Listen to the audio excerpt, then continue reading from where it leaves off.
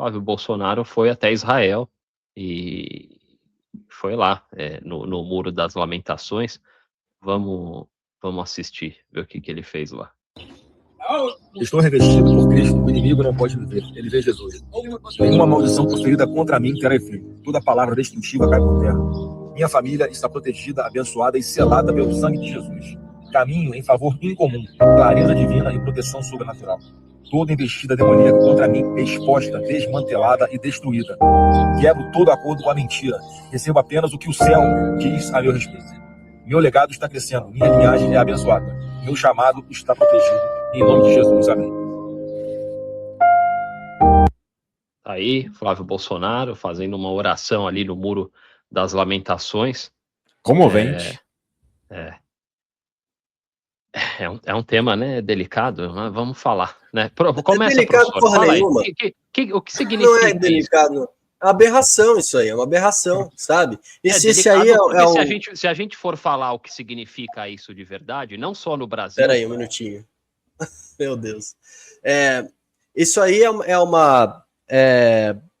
uma loucura, porque, sinceramente, né, o que é o Muro das Lamentações?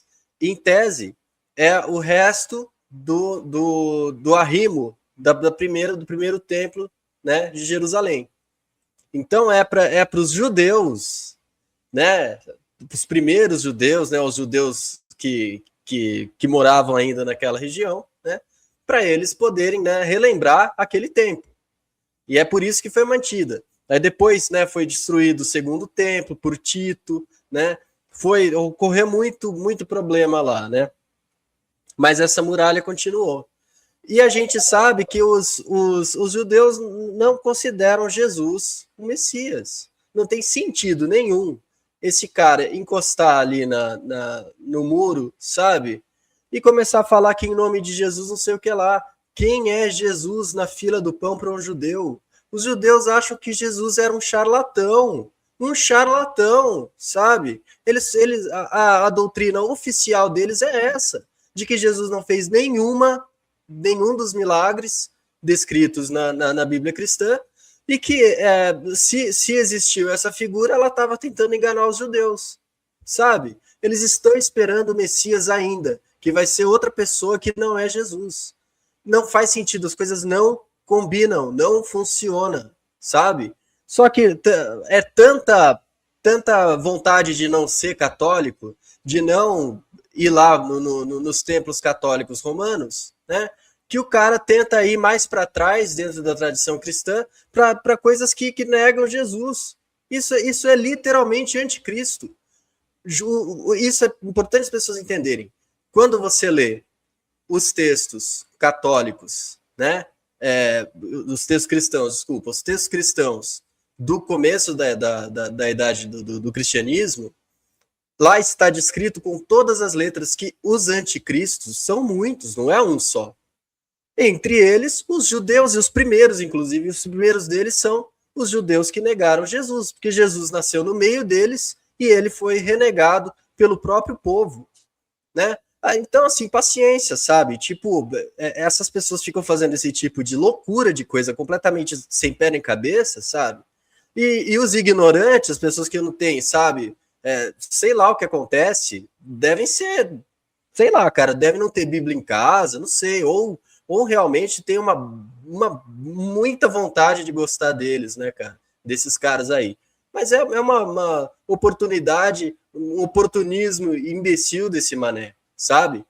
De tentar misturar tudo e fazer uma confusão para pessoas, muitas vezes, que têm a fé pura, sabe? São pessoas de coração puro que acreditam de verdade, né, na pureza da própria igreja deles, né? E aí, de repente, está lá misturado com esse tipo de figura, né, que só quer confundir a cabeça das pessoas. Leiam a Bíblia, sabe? Se você quer ser cristão, leia a Bíblia. Lá está descrito perfeitamente, sabe? Jesus se sentiu muitíssimo decepcionado com o próprio povo dele, porque o povo dele não acreditava nele. Mesmo pessoas que viam os milagres dele, às vezes davam as costas para ele, e vai ser assim até o fim dos tempos. Essa é a profecia, né? É assim que vai ser, é assim que é, né? Continua sendo assim, e vai lá perguntar para os israelenses o que eles acham de Jesus. Pergunta, né? Você vai se surpreender. O professor Rogério tocou num ponto que também é sensível, mas é o mais tranquilo de se falar sobre esse tema, sobre o porquê, né? A gente sabe que é uma guinada aos evangélicos, né? Que são os cristãos evangélicos aí, que realmente acreditam que Israel hoje e aquelas pessoas que vivem lá, aqueles judeus, são o povo escolhido, né? É uma interpretação, né? Que eu concordo com o professor, na minha visão também equivocado, mas o Flávio Bolsonaro, fazer uma crítica específica ao Flávio Bolsonaro é de uma visão muito curta, porque não é o primeiro político que vai lá nesse muro, não é o último, o Lula já foi, todos os políticos do Ocidente vão, né, e pagam esse pedágio. Por quê, Cadu? Por que tantos políticos aí fazem questão de visitar Israel, né? Até influenciadores, hoje muitos influenciadores aqui nos Estados Unidos recebem dinheiro via um tour pago aí para Israel. Por que isso acontece, hein, Cadu?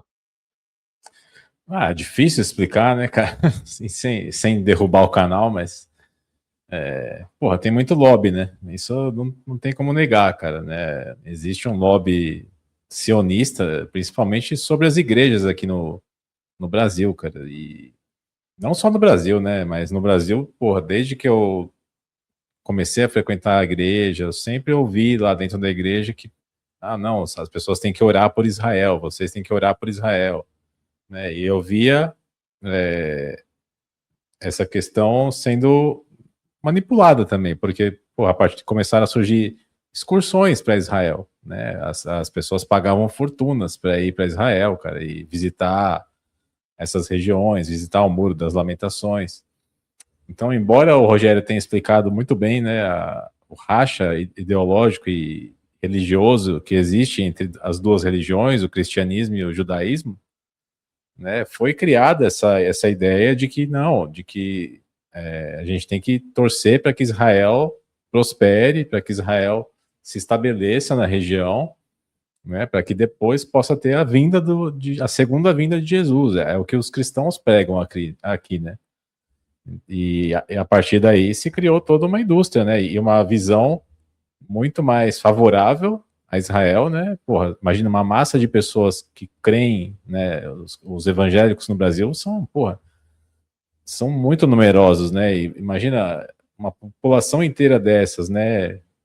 Enxergando o seu projeto, projeto sionista, projeto de Israel, com bons olhos, né? E talvez até indo para lá, querendo conhecer, querendo fazer turismo no lugar, só ganhos, né? Você ganha tanto em repaginar ali o seu projeto, né? Em deixar o negócio com um ar mais humanista, né? E apagando ali um monte de crimes e genocídio que acontece na região.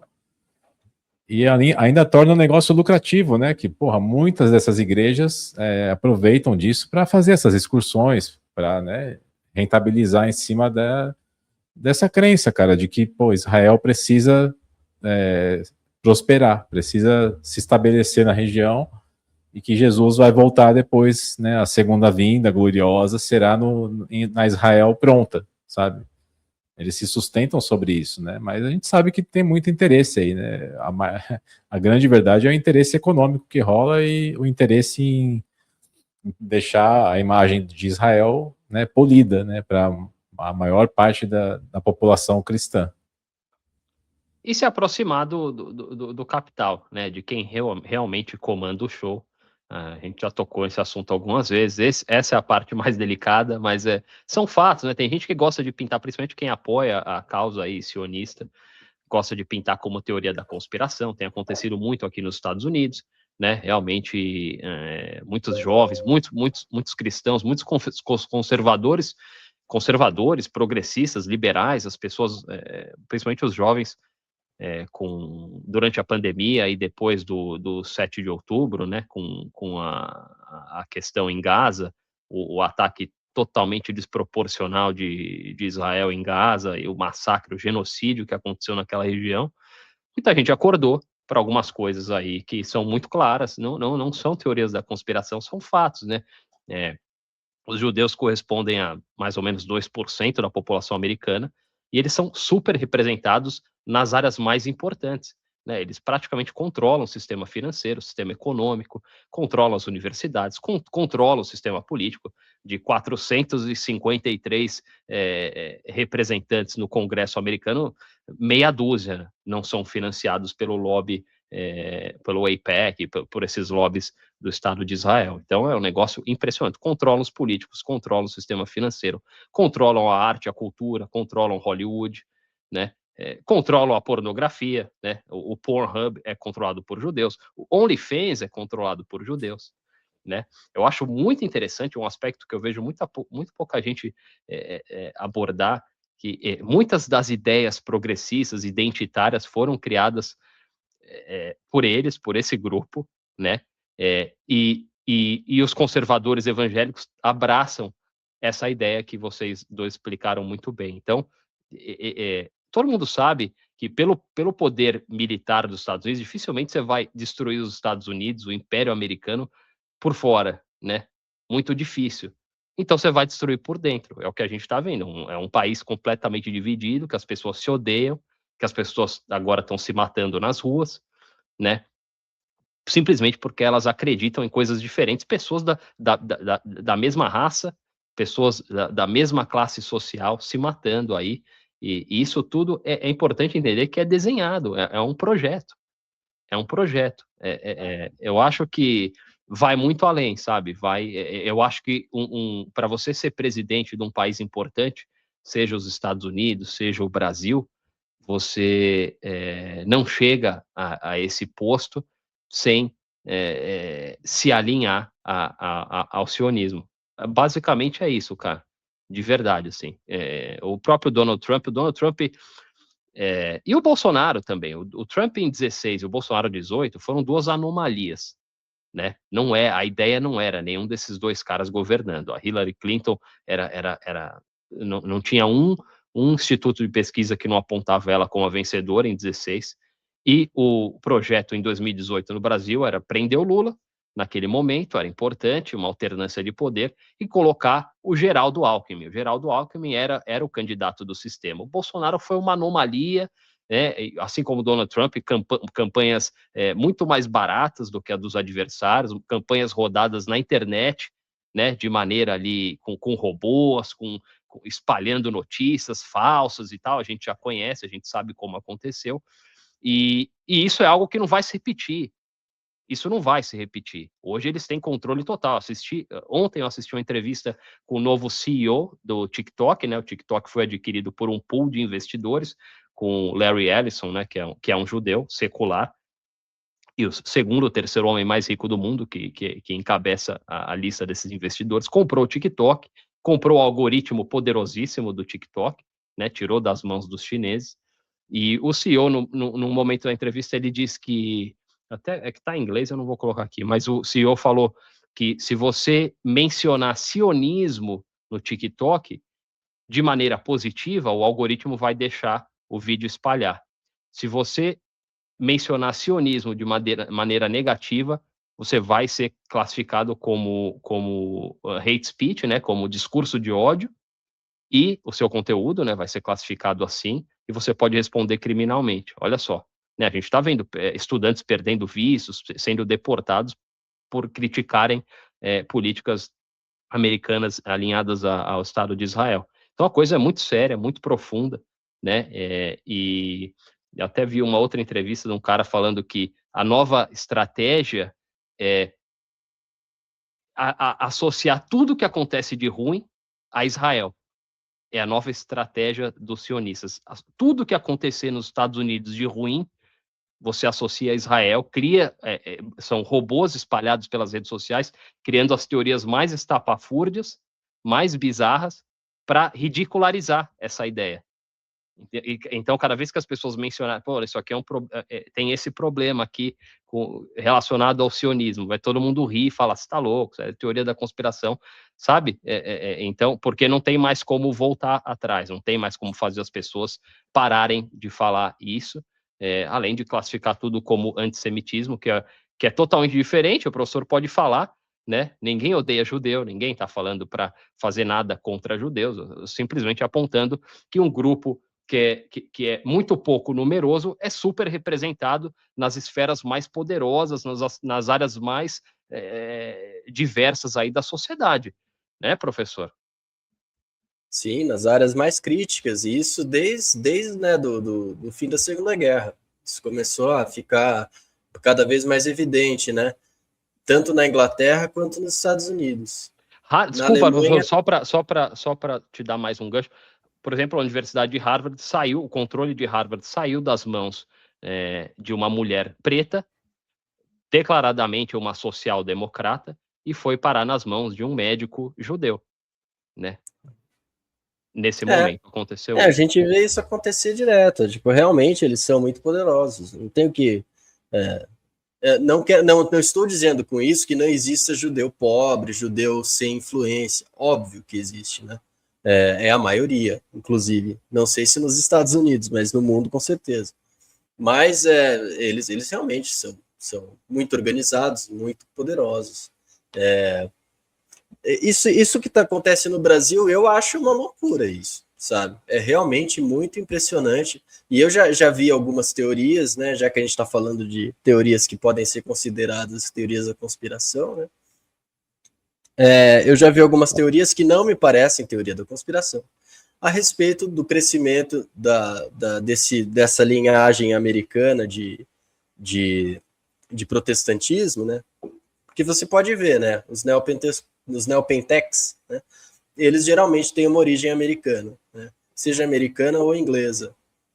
E o nascimento, né, e o crescimento dessas igrejas no Brasil pode ter sido um grande esquema para conseguir, digamos, impedir ou mesmo, né, danificar o crescimento da teologia da libertação, né, que sempre teve certa penetração, né, na Igreja Católica Latina, né? E para quem não sabe, é um tipo de teologia que coloca o pobre como centro, né, de toda a evangelização.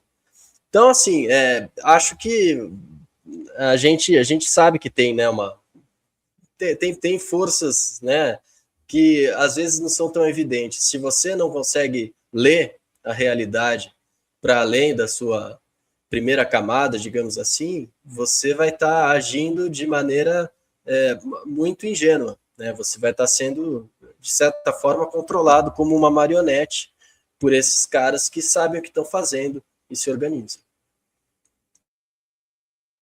Pois é. O Donald Trump, eu estava falando do Donald Trump, ele vence as eleições em 16, né, como a gente falou, depois, quando tenta a reeleição em 2020, perde, e depois ganha, né, ganhou em 2024 a eleição, que a gente cobriu aqui, de lavada, e muita gente se surpreendeu até com a campanha e com a vitória do Donald Trump, né, e ele prometia America First, prometia colocar os Estados Unidos em primeiro lugar, e de repente, durante o mandato agora, fazendo tudo ao contrário, e nunca o Netanyahu já veio 200 vezes aqui, e não se cansa de falar que o Donald Trump é o presidente mais alinhado com Israel na história e tal, o que leva muita gente a pensar que, pô, na real, o Donald Trump estava em vias de ser preso, né? Se ele não ganhasse a eleição, ele seria preso. Essa é a realidade. 30 e tantas acusações, várias provas aí. Enfim, quando o sistema quer prender alguém, ele prende, principalmente alguém que tem tantos rastros aí, tantos pepinos, igual um cara como Donald Trump, imposto de renda e tal. Se o sistema quiser, eles pegam. E aí o Donald Trump vence as eleições aí, totalmente alinhado a Israel, faz você pensar, porra, esse cara, na verdade, o que ele fez foi um acordo, né? Eu vou ficar rico, minha família vai ficar rica, né? Vocês livram minha cara e eu faço o que vocês precisarem. E é isso, e não tem nenhum pudor, nenhuma vergonha, nada escondido, assim, é totalmente aberto, né? Que a situação é essa. Então, como eu disse, no Brasil não é diferente também. Não acho que esse é um diferencial do Flávio Bolsonaro, né? Acho que o Lula também está muito bem alinhado aí com o sistema, deve vencer as eleições, né? Eu imagino, se o Lula não ganhar, para mim vai ser uma surpresa. Eu sei que tem muita água para rolar, mas enfim, vamos observar. Mas é um assunto, né, que a gente às vezes a gente evita falar e tal, mas hoje, pelo menos aqui nos Estados Unidos, já é uma coisa meio aberta. Há 2, 3 anos atrás, se você falasse, trouxesse uma pauta igual a gente trouxe e falasse o que a gente falou aqui, como o Cadu disse, era o fim do canal, suspensão. Hoje não, hoje já é mais tranquilo, você pode falar sobre isso, mas eles estão, né, comprando as mídias, compraram a CBS aqui, compraram a Paramount, compraram o TikTok, né, tem influência total nas big techs, como eu disse, em outras áreas da sociedade, que acabam protegendo, né, essa narrativa deles também.